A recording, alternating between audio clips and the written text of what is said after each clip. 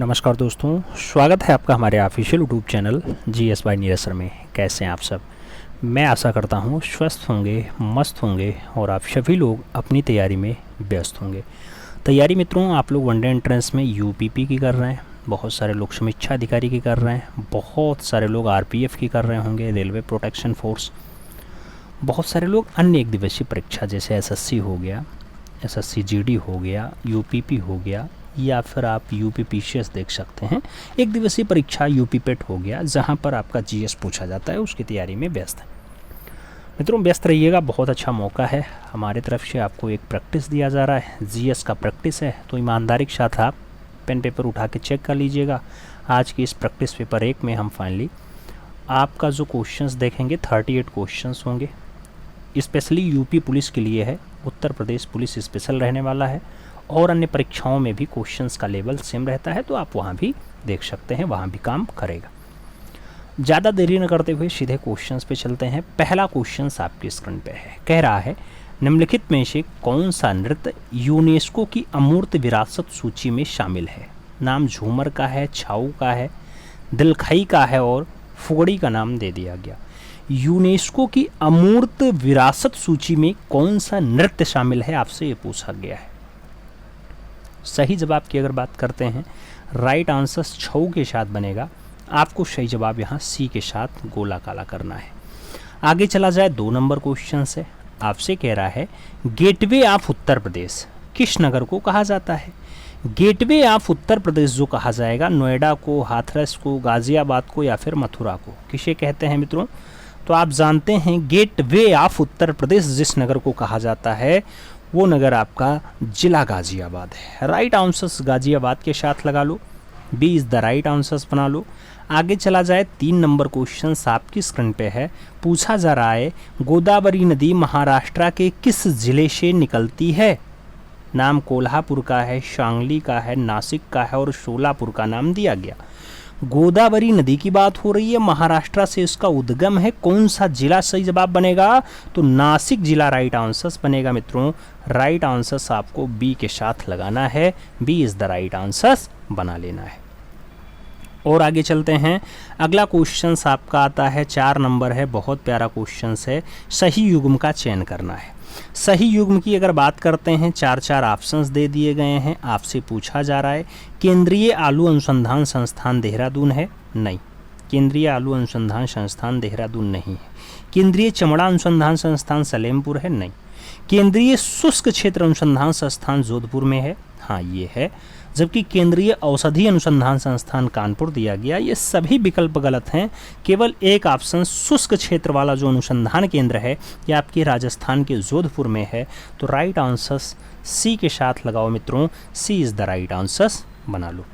और आगे चलें, अगला क्वेश्चन आपका आता है 5 नंबर है, बहुत प्यारा क्वेश्चन है। कह रहा है उत्तर प्रदेश को पूर्व में किस नाम से जाना जाता था? नाम यूनाइटेड प्रोविंस का आया है, आर्य प्रदेश का आया है, अवध प्रांत का आया है और उत्तरी प्रांत का नाम दिया गया। यूपी को आप पहले पूर्व में क्या नाम देते थे? तो पहले इसे यूनाइटेड प्रोविंस कहा जाता था, आगे चल करके उत्तर प्रदेश बनता है। तो सही जवाब आप फर्स्ट के साथ लगा लो। अगला क्वेश्चन 6 नंबर आएगा, पूछा गया झंझिया नृत्य की उत्पत्ति भारत के डाडाडाट राज्य से हुई है। आपसे झंझिया नृत्य के बारे में पूछा गया कि भारत के कौन से राज्य में झंझिया नृत्य आता है। नाम गुजरात का है, राजस्थान का है, बिहार का है और पश्चिम बंगाल का नाम दे दिया गया। आपसे झंझिया नृत्य के बारे में पूछा गया। झंझिया नृत्य की अगर उत्पत्ति पूछी जाए मित्रों, तो जहाँ की गोदना एक बहुत अच्छी लोक कथा है, लोक प्रथा है, वहीं का है झंझिया नृत्य, यानी सही जवाब बिहार बनेगा। तो राइट आंसर्स आपको बिहार के साथ देना है, B is the right answers लगाना है। आगे चला जाए तो 7 नंबर क्वेश्चंस आपकी स्क्रीन पे आता है, पूछा गया क्षेत्रफल की दृष्टि से उत्तर प्रदेश राज्य का सबसे बड़ा जिला कौन सा है? क्षेत्रफल की दृष्टि से होना चाहिए, सबसे बड़ा जिला होना चाहिए। जालौन, हरदोई, सोनभद्र और लखीमपुर खीरी का नाम दिया गया। आपसे क्षेत्रफल के बारे में पूछा गया। अब उत्तर प्रदेश का क्षेत्रफल की दृष्टि से जो सबसे बड़ा जिला बनता है वो लखीमपुर खीरी बनता है। तो राइट आंसर्स आपको यहाँ डी के साथ देना है, D is the right answers फिलहाल बना लेना है। और आगे चलें तो अगला क्वेश्चन 8 नंबर आता है। आपसे कह रहा है भारत रत्न का सम्मान पाने वाले खेलों के पहले व्यक्ति हैं। नाम दिया गया मिल्खा सिंह का, दारा सिंह का, सुनील गावस्कर का और सचिन तेंदुलकर का। भारत रत्न मिला हो, खेल से संबंध रखते हो, पहला व्यक्ति भी हो, उनका नाम क्या होगा? तो जिन्हें क्रिकेट का भगवान कहा जाता है मित्रों, वही सचिन तेंदुलकर राइट आंसर्स हैं। तो आपको सही जवाब यहाँ डी के साथ लगाना है। D is the right answers finally बना लेना है। 9 नंबर क्वेश्चन पे चलें तो उत्तर प्रदेश में नागों का प्रधान केंद्र कौन सा था? नागों का प्रधान केंद्र सारनाथ है, तक्षशिला है, कौशाम्बी है या फिर मथुरा है? यूपी में नागों का जो प्रधान केंद्र होता है, मुख्य केंद्र होता है, वो आपका कौशाम्बी है। तो आप राइट आंसर्स मित्रों यहाँ जब लगाओगे तो कौशाम्बी राइट आंसर्स बनेगा, बी के साथ सही जवाब लग जाएगा। और आगे चलें, अगला क्वेश्चन 10 नंबर आता है। आपसे पूछा जा रहा है उत्तर प्रदेश पंचायती राज एक्ट पर गवर्नर जनरल द्वारा हस्ताक्षर कब किया गया? आपसे कह रहा है यूपी का जो पंचायती राज एक्ट था उस पर गवर्नर जनरल अपना हस्ताक्षर कब करते हैं? 7 दिसंबर 1947 का डेट दिया गया है, 10 मार्च 1948 का डेट दिया गया, 7 जनवरी 1947 का डेट दिया गया और 19 दिसंबर 1948 का डेट दिया गया। चारों विकल्प पढ़ोगे तो 2 बार 48, 2 बार 47 का नाम आया है, यानी 48 47 में आंसर्स है। अब दिसंबर है कि जनवरी है या मार्च है, ये देखना जरूरी है मित्रों। अगर देखा जाए तो राइट आंसर 7 दिसंबर 1947 बनेगा। सही जवाब आपको फर्स्ट के साथ लगाना पड़ेगा, ए इज द राइट आंसर यहाँ बनाना पड़ेगा। अगला क्वेश्चन 11 नंबर है। कह रहा है चक्षुष प्रदर्शन एकक में प्राथमिक रंग होते हैं। लाल पीला नीला होता है, लाल हरा नीला होता है, लाल सफ़ेद नीला होता है या फिर लाल हरा पीला होता है? चक्षुष प्रदर्शन एकक में प्राथमिक रंग आपका कौन सा है मित्रों?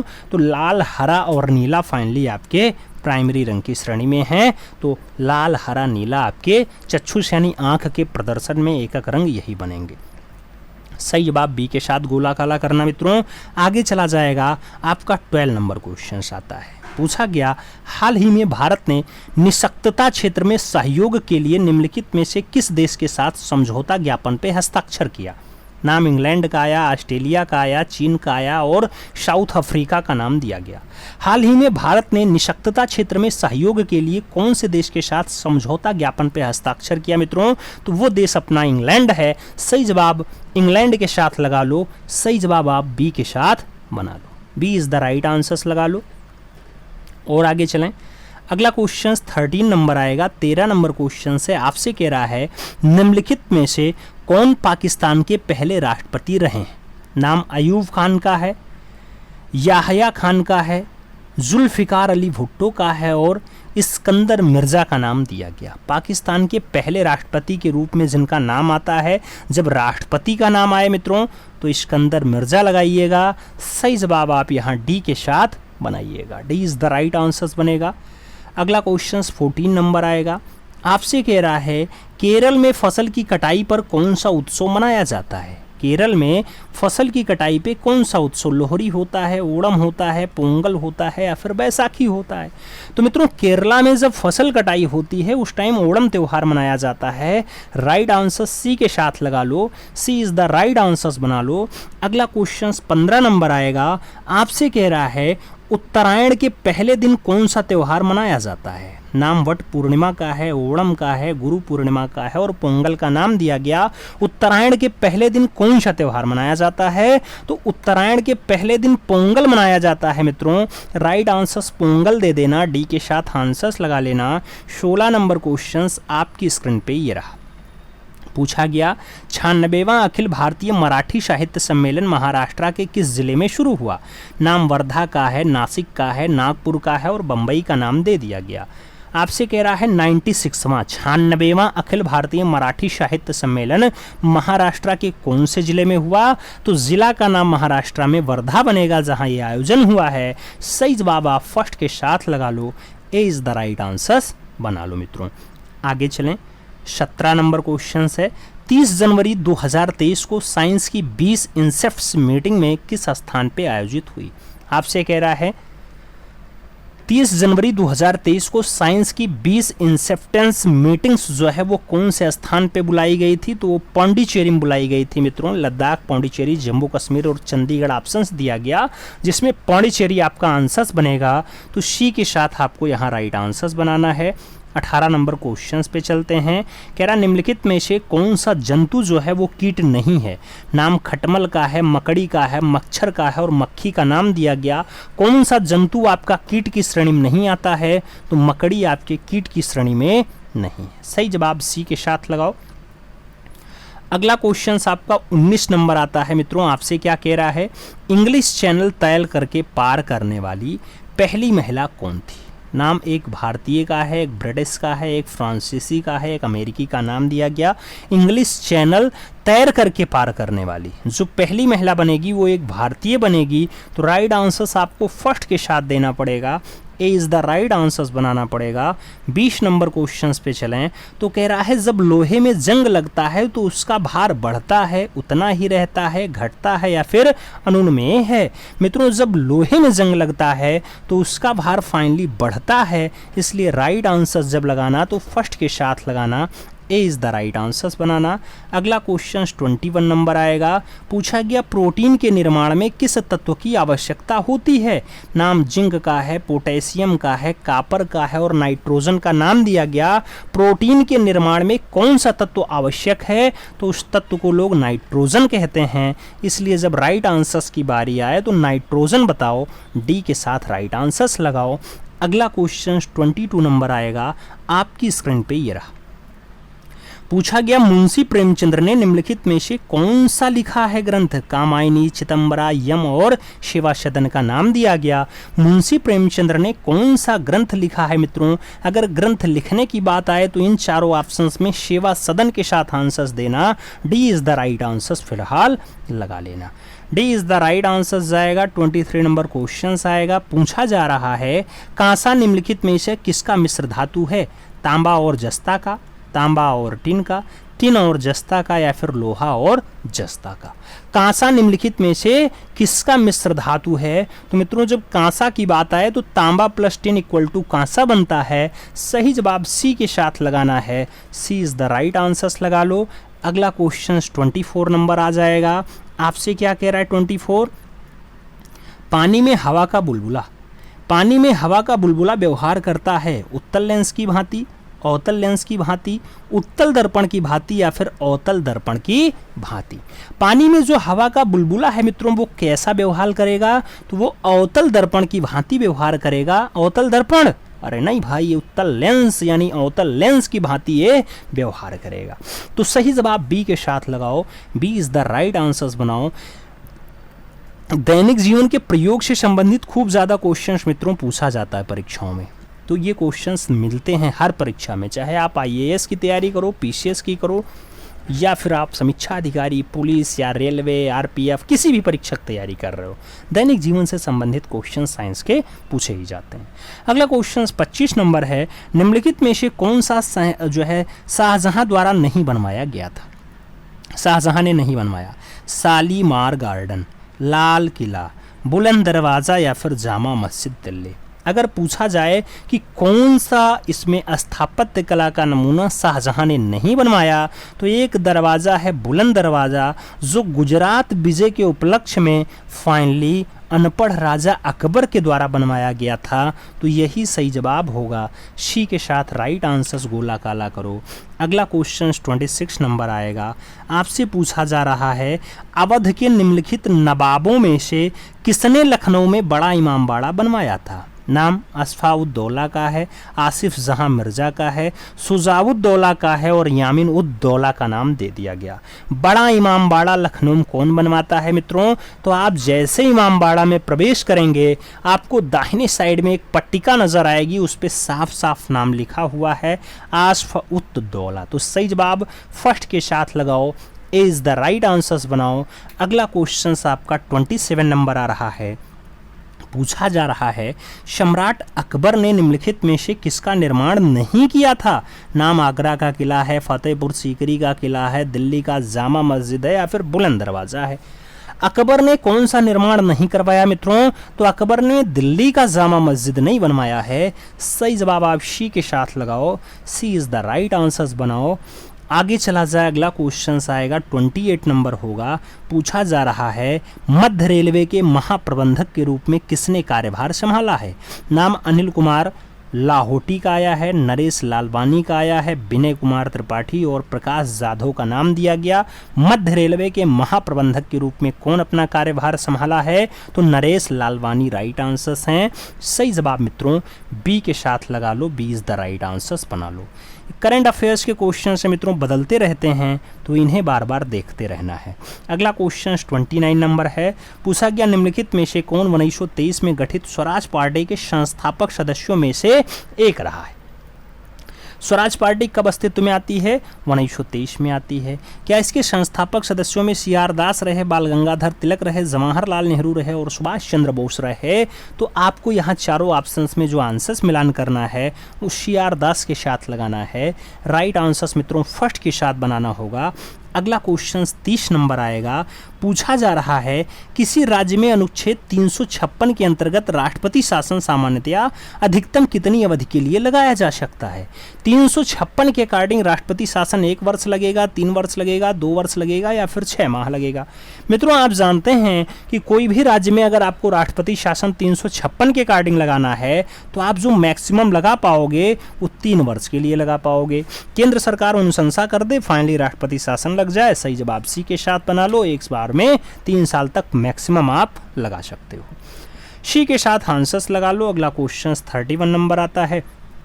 पूछा जा रहा है जम्मू कश्मीर का संविधान कब लागू हुआ था? नाम 26 जनवरी 1957 का है, 26 जनवरी 1950 का है, 1 अगस्त 1950 का है या फिर इनमें से कोई नहीं। जम्मू कश्मीर का एक अलग विधान था, आप जानते हैं संविधान था जो 26 जनवरी 1950 को लागू हुआ था। राइट आंसर्स बी के साथ लगा लो। हालांकि अब तो आप जानते हैं कि जम्मू कश्मीर को विशेष राज्य के दर्जे से हटा लिया गया, अब एक केंद्र शासित प्रदेश नहीं रहा, यहाँ का अलग झंडा अलग संविधान भी हटा लिया गया। तो जो आपका स्पेशल था पूरा उसको हटाने का काम इन्हीं का रहा है, 370 हटाने का काम इन्हीं का रहा। तो सही जवाब बी के साथ लगा लो। लेकिन क्वेश्चन अभी भी आपको मिलेंगे, परीक्षाओं में देखने को मिलेंगे। अगला क्वेश्चन 32 नंबर है। किस वर्ष शिवाजी को छत्रपति का ताज पहनाया गया था? कौन से वर्ष में शिवाजी छत्रपति बने थे? नाम 1608 का है, 1674 का है, 1646 का है और 1610 का नाम दिया गया। कौन सा वर्ष है जब शिवाजी को छत्रपति का ताज पहनाया गया? तो वो सन मित्रों 1674 का है। सही जवाब आपको सी के साथ लगाना है, सी इज द राइट आंसर्स बनाना है। अगला क्वेश्चन 33 नंबर आएगा। आपसे कह रहा है किसे उपराष्ट्रीय सुरक्षा सलाहकार के रूप में नियुक्त किया गया है? उपराष्ट्रीय सुरक्षा सलाहकार प्रवीण शर्मा जी हैं, पंकज कुमार जी हैं, अजय कुमार श्रीवास्तव जी हैं या फिर विक्रम देव दत्त जी हैं?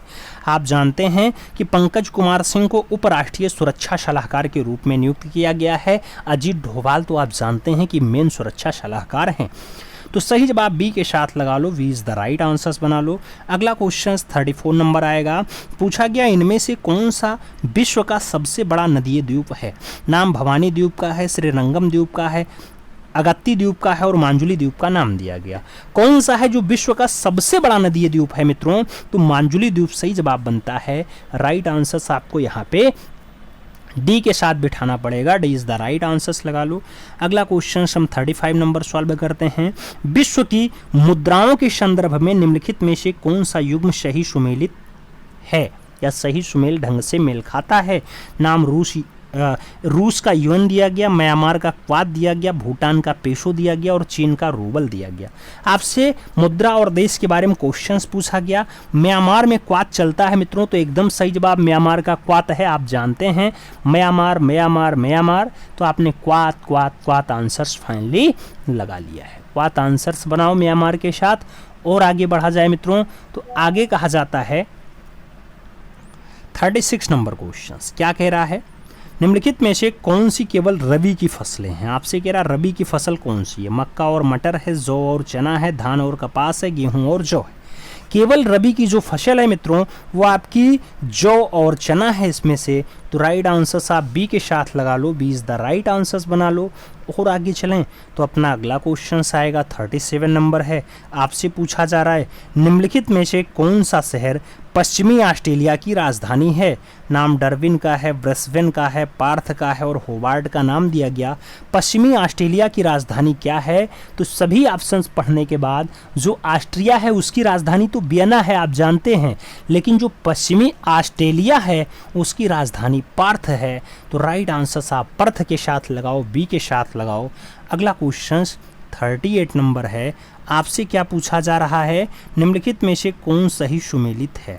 कौन सही सुमेलित है? ऑप्शंस दिया गया काला बैसाखी शरद ऋतु की हवाएं हैं, व्यापारिक हवाएं शीतकालीन बर्फीली तूफान है, लू गर्म हवा है या फिर लू शीत ऋतु की तूफानी हवा है।